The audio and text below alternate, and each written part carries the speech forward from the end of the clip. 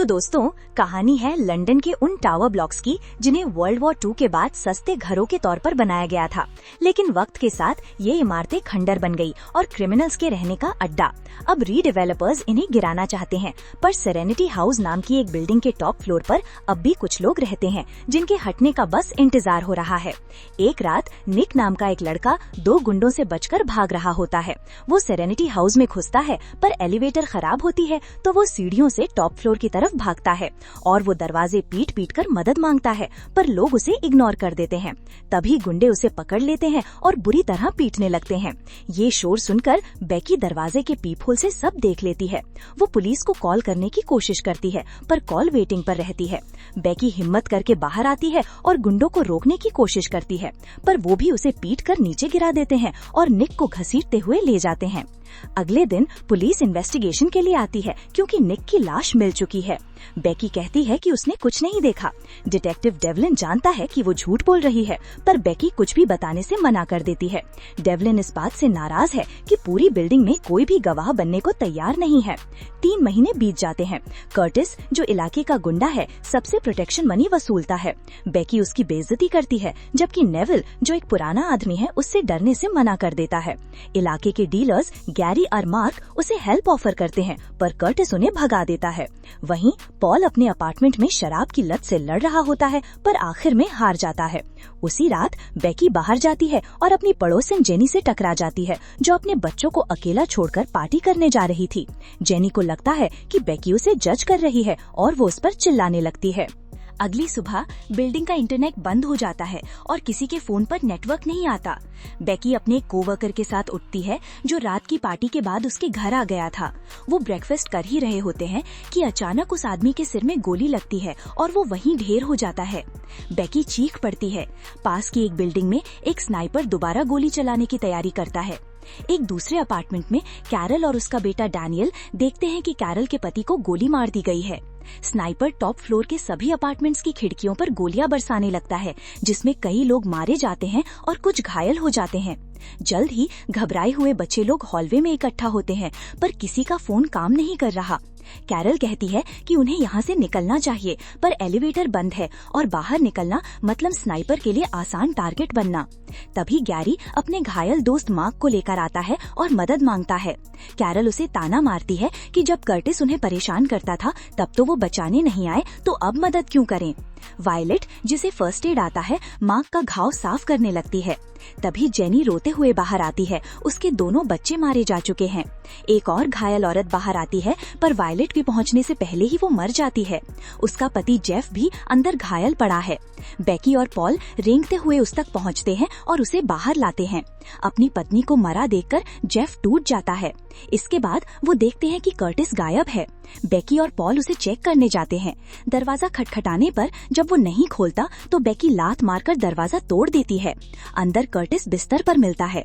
बेकी जैसे ही उसे छूती है, कर्टिस को लगता है कि उस पर हमला हुआ है और वो बेकी को दबोचकर चाकू निकाल लेता है। बेकी उसे स्नाइपर के बारे में बताती है, पर वो यकीन नहीं करता। वो जबरदस्ती बेकी से खिड़की के पर्दे हटाने को कहता है। तभी पॉल एक कूड़ेदान से कर्टिस के सिर पर मारता है और खुद पर्दे हटाने चला जाता है। जैसे ही कर्टिस पर्दे हटाता है, एक गोली उसके तकिए के चिथड़े उड़ा देती है। अब कर्टिस को यकीन हो जाता है। सब लोग मिलकर सिचुएशन डिस्कस करते हैं। उन्हें लगता है कि ये कोई रैंडम पागल नहीं है, क्योंकि स्नाइपर के पास मिलिट्री ग्रेड गन है। दीवारों पर अजीब से पोस्टर्स लगे हैं और इंटरनेट जानबूझकर काटा गया है। मतलब ये एक वेल प्लान्ड हमला है। मार्क को डॉक्टर की जरूरत है, इसलिए बेकी कहती है कि अगर वो किसी तरह नीचे पहुंच जाए तो पिछले दरवाजे से भाग सकते हैं। कर्टिस अपने अपार्टमेंट में ही रुकना चाहता है, पर नेविल उसे रोक लेता है। जब कर्टिस उसे इग्नोर करने की कोशिश करता है तो नेविल 2 मुक्कों में उसे नीचे गिरा देता है, जिससे पता चलता है कि वो एक फॉर्मर सोल्जर है। बेकी मौका देखकर कर्टिस को लात मारती है और कहती है कि अब उसका राज नहीं चलेगा। सब मिलकर एलिवेटर का दरवाजा खोलने की कोशिश करते हैं। जेफ औजारों से दरवाजा खोल देता है, पर दरवाजा खुलते ही एक छिपी हुई बंदूक से गोली चलती है और जेफ वहीं मर जाता है। सब छिप जाते हैं। बेकी अपने शीशे से देखती है कि स्नाइपर ने दरवाजे पर बूबी ट्रैप लगाया था। कर्टिस बंदूक हटाता है और फिर बेकी, पॉल और कर्टिस एलिवेटर शाफ्ट की सीढ़ी से नीचे उतरना शुरू करते हैं। ग्राउंड फ्लोर पर पहुंचकर वो पिछला दरवाजा खोलने की कोशिश करते हैं, पर वो भी बंद है। कर्टिस उसे पेंचकस से खोलता है तो वो देखकर हैरान रह जाते हैं कि दरवाजे को एक भारी कंक्रीट ब्लॉक से बंद किया गया है। उसे हटाना नामुमकिन है। तीनों मजबूरन ऊपर लौट जाते हैं। इस बीच जेनी दीवारों पर लगे पोस्टर्स को देखती है और समझ जाती है कि उन पर बने इमोटिकॉन्स का मतलब है बुरा मत देखो, बुरा मत सुनो, बुरा मत बोलो। उसे एहसास होता है कि ये निक की मौत का बदला है क्योंकि किसी ने उसकी मदद नहीं की थी। अपनी किस्मत मानकर जेनी अपने अपार्टमेंट में जाती है और स्नाइपर उसे मार देता है। जब रात होती है, कर्टिस नोटिस करता है कि वो पोस्टर्स खास तौर पर मार्क और गैरी के दरवाजे पर लगे थे। वो दोनों को अंदर ले जाकर सच कबूलने पर मजबूर करता है। मार्क बताता है कि उन्होंने ही निक को पैसों के लिए पीटा था, पर उसे मारना एक एक्सीडेंट था। उनकी बातें इतनी जोर से हो रही होती हैं कि बाहर सबको सच पता चल जाता है।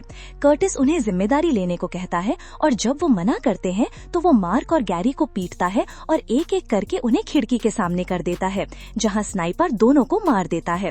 कैरल को लगता है कि अब सब खत्म हो गया है और वो अपने बेटे डैनियल के साथ निकलने की कोशिश करती है। सब उसे रोकते हैं, पर वो नहीं मानती। वो और डैनियल सीढ़ियों से भागकर पिछले दरवाजे तक पहुंच जाते हैं, पर जैसे ही कैरल बाहर कदम रखती है, स्नाइपर उसे मार देता है। डैनियल एक मेटल शीट को ढाल बनाकर भागने की कोशिश करता है, पर स्नाइपर उसके हाथ में गोली मारकर उसे भी खत्म कर देता है। अब बेकी अपने छत वाले प्लान को आजमाने का फैसला करती है। पॉल कहता है कि वो जाएगा क्योंकि उसकी जिंदगी में वैसे भी कुछ नहीं है। पॉल एक शराबी है और 24 घंटे से शराब ना पीने की वजह से उसके हाथ कांप रहे होते हैं। कर्टिस उसे थोड़ी विस्की देता है। फिर वो छत का ताला तोड़ते हैं, पर दरवाजा खोलते ही एक और बूबी ट्रैप वायलेट की जान ले लेता है। नेविल उसे अपनी बाहों में लिए टूट जाता है। बाकी लोग छत पर पहुंचकर फायर होजेस को बांधते हैं। पॉल नीचे उतरना शुरू करता है, पर स्नाइपर होज पर गोलियां चलाने लगता है। कर्टिस उसका ध्यान भटकाने की कोशिश करता है, पर स्नाइपर होज को तोड़ देता है और पॉल नीचे गिरकर मर जाता है। बेकी का दिल टूट जाता है। गुस्से में बेकी ऐलान करती है कि वो इस बिल्डिंग को ही जला देंगे ताकि आग देखकर कोई मदद के लिए बुला ले। सुबह बेकी और नेविल एलिवेटर शाफ्ट से नीचे उतरते हैं, जबकि कर्टिस हर अपार्टमेंट में तेल डालकर आग लगाने की तैयारी करता है। कर्टिस एक माइक्रोवेव में धातु की चीजें रखकर उसे चला देता है और गैस भी ऑन कर देता है। फिर वो अखबार में आग लगाकर तेल पर फेंक देता है। जैसे ही वो बाहर निकलता है, एक जोरदार धमाका होता है। कर्टिस सीढ़ियों से नीचे उतरता है, पर एक पेंच ढीला होने से वो गिर जाता है और उसकी टांग टूट जाती है। नीचे बेकी और नेविल उसकी मदद करते हैं।